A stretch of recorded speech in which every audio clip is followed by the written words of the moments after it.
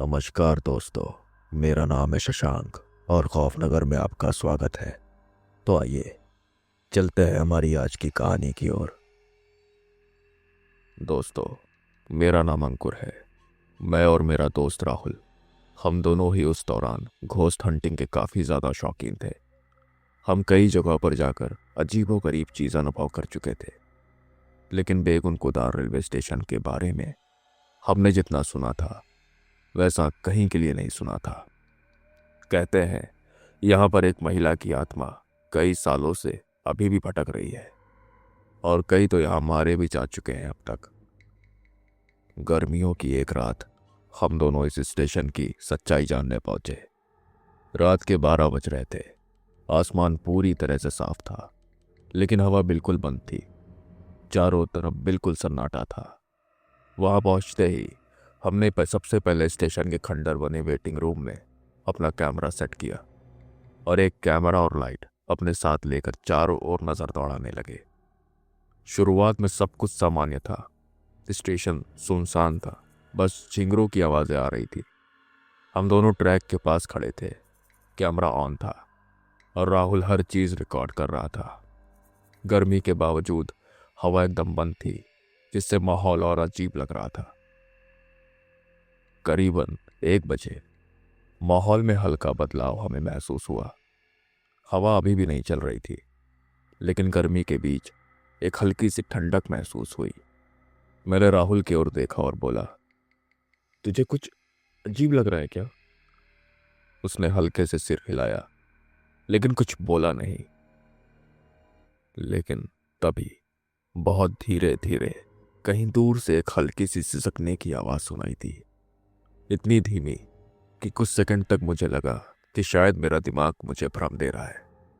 मैंने ध्यान से सुना और आवाज जैसे फिर आई, एक धीमी सिसकियों की आवाज जो सुनने में किसी औरत की लग रही थी शायद। राहुल ने भी गौर किया और बोला, भाई ये आवाज कैसी है? हम दोनों कुछ पल के लिए चुप हो गए। आवाज अब भी सुनाई दे रही थी, लेकिन उतनी तेज नहीं थी कि उसकी दिशा का अंदाजा लगाया जा सके। हमें समझ नहीं आ रहा था कि यह किसी रोने की आवाज थी या हवा का कोई खेल। करीब 5 मिनट तक कुछ और नहीं हुआ, लेकिन तभी वेटिंग रूम के अंदर से हल्की खटपट की आवाज सुनाई, जैसे कोई नंगे पैर वहां से भाग के निकला हो। राहुल ने धीरे से कैमरा उस ओर घुमाया। मैंने अपनी टॉर्च चलाई और करीब जाकर देखा। अंदर वही टूटी फूटी बेंचें और बिखरा हुआ सामान था। सब कुछ वैसा था, कुछ भी अलग नहीं था, और हमारा कैमरा भी सही सलामत अपनी जगह पर खड़ा था। हम कुछ पल वहीं खड़े रहे और फिर वापस अपनी जगह पर लौट आए, ट्रैक पर। अब माहौल में एक अजीब सा दबाव महसूस हो रहा था, जैसे कुछ होने वाला हो। कुछ मिनट बीते और सब कुछ शांत था, लेकिन फिर अचानक हमने अपने पीछे से पायल की बहुत हल्की झंझनाहट सुनी। राहुल ने तुरंत कैमरा पीछे घुमाया, लेकिन स्क्रीन पर कुछ भी नहीं था। मेरी सांसें तेज हो गई। मैंने धीरे से फुसफुसा कर कहा, ये सब तो सच में हो रहा है। राहुल ने कोई जवाब नहीं दिया, बस कैमरे को कसकर पकड़ा रहा। तभी एक भारी पत्थर सीधे हमारे पैरों को एक पास आकर गिरा। हम दोनों बुरी तरह उछल पड़े। राहुल के हाथ से कैमरा लगभग गिरते गिरते बचा। हमने चारों ओर देखा, लेकिन वहां पर कोई भी नहीं था। ऐसा लगा जैसे किसी ने उठाकर हमारी तरफ जानबूझकर फेंका हो पत्थर। अब तक हम दोनों ही बहुत ज्यादा डर चुके थे, लेकिन फिर भी हमने तय किया कि हमें थोड़ा और रुकना चाहिए। हमने सोचा कि शायद अभी कुछ और अजीब चीजें देखने को मिले शायद। हालांकि दिल तेज धड़क रहा था, लेकिन हम खुद को समझा रहे थे कि बस थोड़ा और इंतजार करते हैं, फिर यहां से निकलते हैं। लेकिन तभी राहुल अचानक से ठिठक गया। उसके हाथ में कैमरा था, लेकिन उसकी पकड़ ढीली पड़ने लगी थी। उसकी आंखें कुछ अजीब लग रही थी, जैसे वो देखते देखते वही कहीं खो गया हो। राहुल, सब ठीक है ना? मैंने धीरे से उसे पुकारा, लेकिन उसने कोई जवाब नहीं दिया। फिर बिना किसी चेतावनी के उसने झटके से सिर झुकाया और अपना माथा जमीन पर जोर से दे मारा। आवाज इतनी तेज थी कि मेरे रोंगटे खड़े हो गए। मैं हक्का बक्का होकर उसे देख रहा था, लेकिन इससे पहले कि मैं कुछ कह पाता उसने फिर से दोबारा अपना सिर पटका। राहुल, ये क्या कर रहा है तू? पागल हो गया है क्या?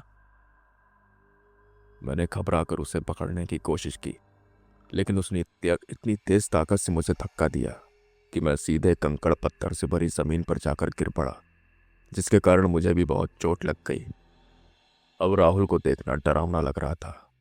ऐसा लग रहा था जैसे वो अब राहुल नहीं है, बल्कि कोई और हो। फिर उसने अपना सिर उठाया, मुझे देखा। मैंने जैसे ही उसे देखा, वो एकदम मुझ पे झपट पड़ा और मुझे जमीन पर गिराकर मेरा गला दबाने लगा। राहुल छोड़, ये तू क्या कर रहा है? पर वो कुछ भी नहीं बोल रहा था, बस अपने हाथों से मेरा गला दबाए जा रहा था। उसकी ताकत अचानक कई गुना ज्यादा बढ़ गई थी, जैसे उसमें किसी और की ताकत समा गई हो।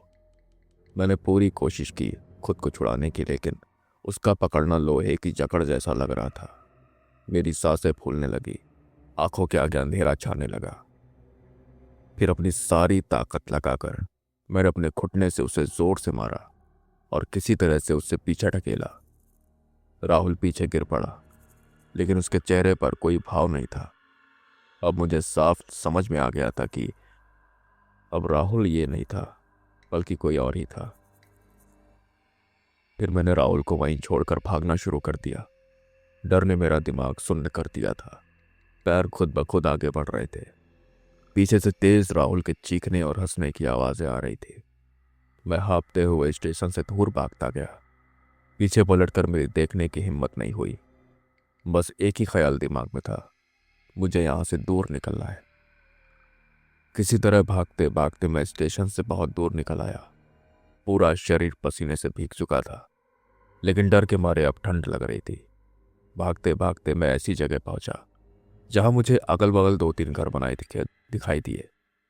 सब घरों के बाहर दीपक जल रहा था। मुझे लगा शायद यहां से मुझे कोई मदद मिल जाएगी।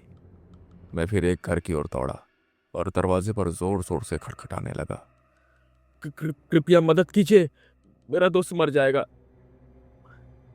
मैंने लगभग चिल्लाते हुए कहा, पर अंदर से कोई हलचल नहीं हुई। मैंने फिर से दरवाजा पीटा। कृपया कोई तो दरवाजा खोलो, मेरा दोस्त अंदर फंस गया है। लेकिन कोई जवाब नहीं आया। तभी एक बूढ़े आदमी ने खिड़की से झांका। उसके झुर्रियों भरे चेहरे पर अजीब सी घबराहट थी। मैंने धीरे से उसने कांपती हुई आवाज में बोला, यहां से भाग जाओ बेटा, उसे अब कोई नहीं बचा सकता। उसकी आंखों में जो डर था वो देखकर मेरी रूह कांप गई। मेरे पास अब कोई रास्ता नहीं बचा था। गांव वालों की बेरुखी ने मेरा डर और बढ़ा दिया था। बूढ़े आदमी की आंखों में जो खौफ था वो किसी चेतावनी से कम नहीं था। लेकिन मैं राहुल को यूं ही अकेला मरने के लिए नहीं छोड़ सकता था। मैंने कांपते हाथों से अपना फोन निकाला और झट से अतुल को फोन मिलाया, जो पास ही के इलाके में रहता था। भाई भाई भाई, मैं मुसीबत में हूँ। राहुल राहुल स्टेशन पर फंस गया है, जल्दी आओ प्लीज। मेरी आवाज हाँफ रही थी, दिल तेजी से धड़क रहा था। दूसरी तरफ से अतुल ने घबराई हुई आवाज में कहा, तू शांति से बता, हुआ क्या है? बाद में बताऊंगा, बस तू जल्दी आ, वरना वो मर जाएगा। अतुल को मेरी घबराहट का अंदाजा हो गया था। अच्छा रुक, मैं निकल रहा हूँ, आधे घंटे में पहुंचता हूँ। तो अपनी लोकेशन मुझे मैसेज कर तुरंत। उसने कहा और फोन कट कर दिया। अब मुझे इस अंधेरे और डरावने माहौल में अकेले आधे घंटे का इंतजार करना था। मैं घर की दीवार से टिक कर बैठ गया। दूर स्टेशन की तरफ नजर डालने की मेरी हिम्मत नहीं थी। चारों तरफ अजीब सी शांति थी। हर छोटी सी आवाज मेरे दिल को दहला रही थी। हर बीतता हुआ मिनट भारी लग रहा था। आखिरकार दूर से कार की हेडलाइट्स चमकती दिखी।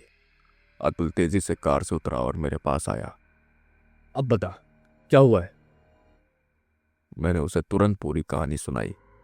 उसने पहले तो यकीन नहीं किया, लेकिन मेरी हालत देखकर वो सामने स्टेशन की तरफ देखने लगा। चल चल देखते हैं। उसने हिम्मत दिखाते हुए कहा। फिर हम दोनों कार में बैठकर स्टेशन की तरफ बढ़े।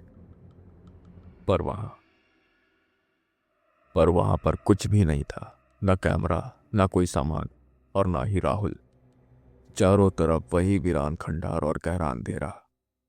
हमने पूरा स्टेशन छान मारा। हर तरफ बस सन्नाटा पसरा था। अतुल की आवाज कांप रही थी। भाई वो गया कहाँ? मेरा दिमाग सुन्न पड़ चुका था। हमने स्टेशन के चारों ओर खोजबीन जारी रखी। टॉर्च की रोशनी से हर कोना देखा। Waiting room, platform, ticket counter का टूटा हुआ हिस्सा, हर जगह राहुल को ढूंढा।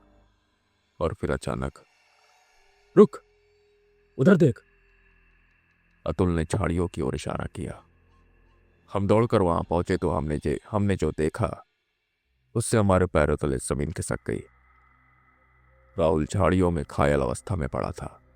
उसका शरीर लहूलुहान था, जैसे किसी ने उसे बुरी तरह नोच डाला हो। उसके कपड़े फटे हुए थे, चेहरा घावों से भरा था, और शरीर पर गहरी खरोचों के निशान थे, जैसे किसी ने उसे नोच नोच कर मारने की कोशिश की हो। मैं कांपते हुए उसके पास गया और उसे हिलाया। राहुल, होश में आ। फिर हम तुरंत उसे हॉस्पिटल लेकर गए।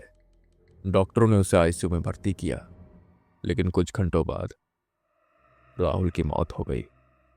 किसी को नहीं पता कि उस रात उसके साथ क्या हुआ था। क्या सच में भूत प्रेत होते हैं? मुझे नहीं पता, लेकिन उस रात मैंने जो कुछ देखा, उसे देखने के बाद मैं इनकार भी नहीं कर सकता कि भूत प्रेत नहीं होते। दोस्तों, आज की कहानी में बस इतना ही। मिलते हैं आपसे अगली कहानी में। तब तक अपना ख्याल रखें और सुरक्षित रहें। नमस्कार।